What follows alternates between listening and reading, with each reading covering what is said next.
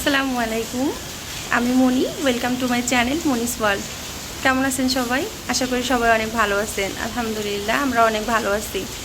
তো এটা আমার ফার্স্ট ব্লগ, জানি না কেমন হবে, ভুল ত্রুটি তো অবশ্যই হবে, সেটা আপনারা নিজ গুণে ক্ষমা করে দিবেন এবং আমাকে সুন্দর সুন্দর কমেন্ট করে উৎসাহিত করবেন। তো আজকে আমি সারাদিন কি করি দেখতে থাকুন, আশা করি ভালো লাগবে।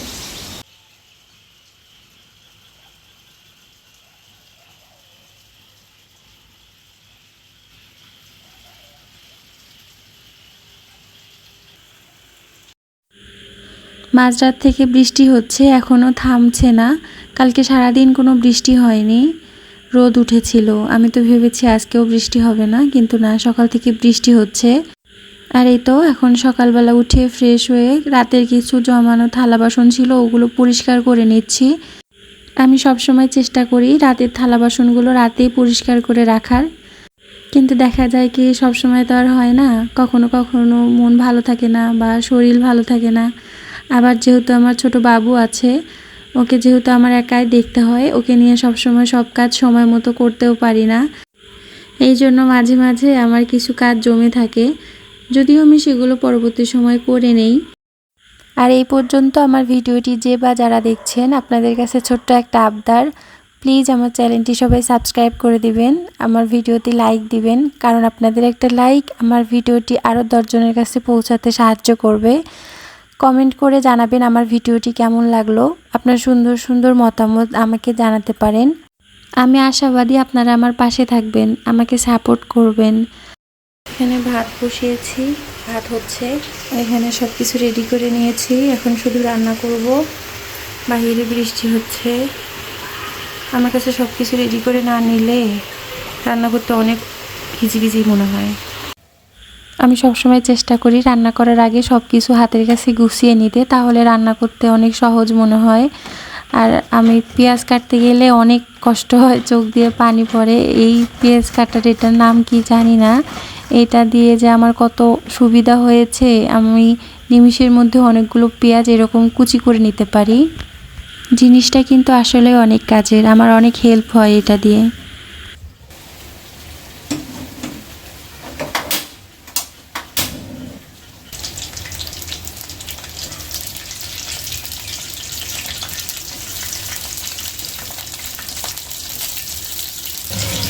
আমার তেমন কোনো রান্না নেই, ডাল ভাজি করবো আর মাছ ভুনা করবো। এখানে আমাদের ঢেঁড়স ভাজি হয়ে গেছে, এখানে আমি এখন মাছটা ভুনা করে নেব।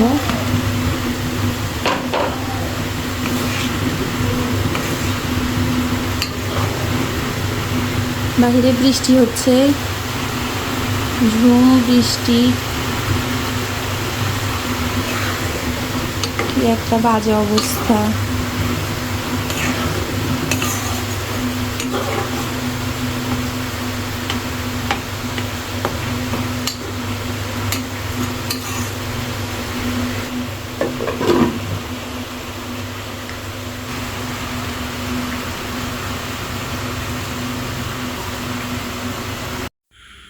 আর এই তো আমার দেখতে দেখতে মাছ রান্না হয়ে গেছে। এটা কি মাছ আমি নাম জানি না, আমি কিন্তু অনেক মাছেরই নাম জানি না। তো মাছটা সুন্দর করে ভুনা করে নিয়েছি, মাছটা কিন্তু আসলে খেতে অনেক মজা হয়েছিল। আর এখানে ইনার বাবা বাহিরে যাবে, তাই ওকে খেতে দিচ্ছিলাম। ও সকালে নাস্তা করেছিল, তারপর বলল যে খাবে না। আমি বললাম যে ঠিক আছে, তুমি যেহেতু দুপুরে আসবে না, তাহলে একবারে খেয়ে যাও। তো এক প্রকার জোর করেই কিন্তু আমি তাকে খেতে দিচ্ছিলাম। আর এখন আমি আমার মেয়েকেও খাইয়ে নিব, কারণ ও দেখা দেখি করে খেতে চায়। একা একা খাওয়াইলে অনেক দুষ্টমি করে, খাবার নষ্ট করে, আর তেমন খেতেও চায় না। এই জন্য সবসময় চেষ্টা করি ওর বাবা থাকতেই ওকে খাবারটা খাওয়ানোর। আর খাবার খাওয়া শেষ করার পরে ওকে একটু সময় দিয়েছিলাম, ও খেলা করছিল। আর আমার কিছু কাজ ছিল, এগুলো আমি এই ফাঁকে করে নেই।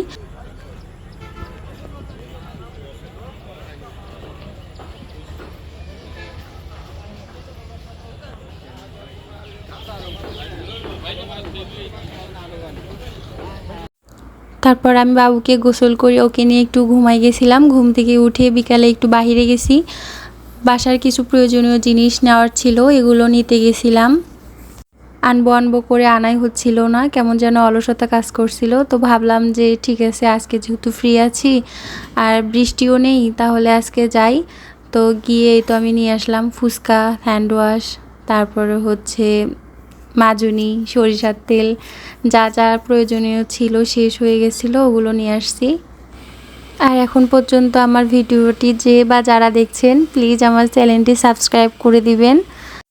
আপনাদের সুন্দর সুন্দর মতামত আমাকে কমেন্টের মাধ্যমে জানাতে পারেন, লাইক করবেন। আপনার ছোট্ট একটা লাইক আমার ভিডিওটি আরও 10 জনের কাছে নিয়ে যেতে সাহায্য করবে।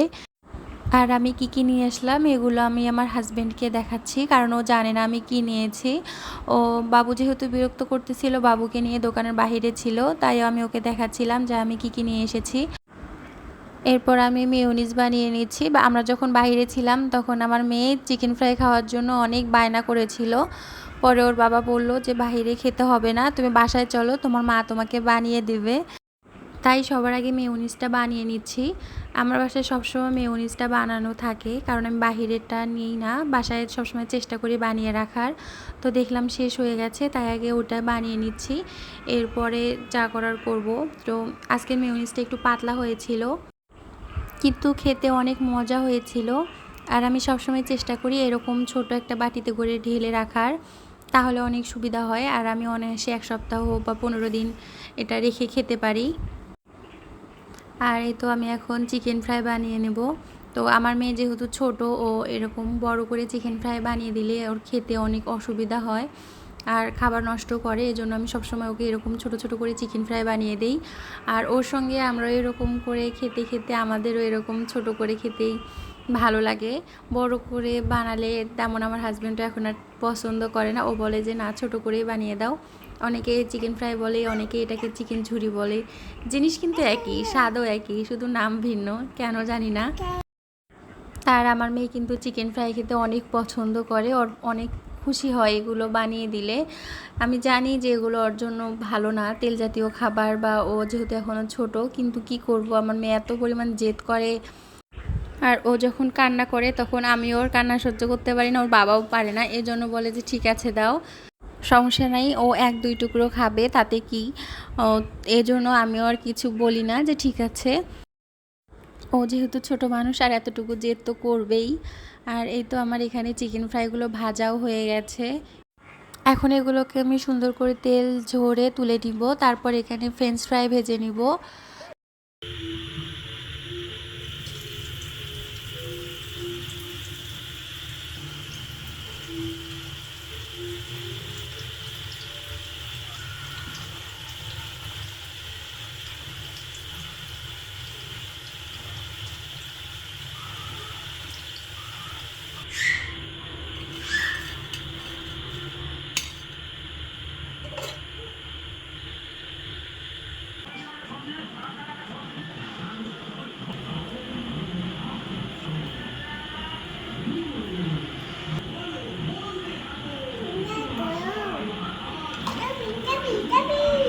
আমার মেয়ে তো মহা আনন্দ, সে অনেক খুশি হয়েছে। তো দেখতে দেখতে ভিডিওটি শেষ পর্যায়ে চলে এসেছি। সবাই ভালো থাকবেন, সুস্থ থাকবেন, নিজের খেয়াল রাখবেন। আল্লাহ হাফেজ।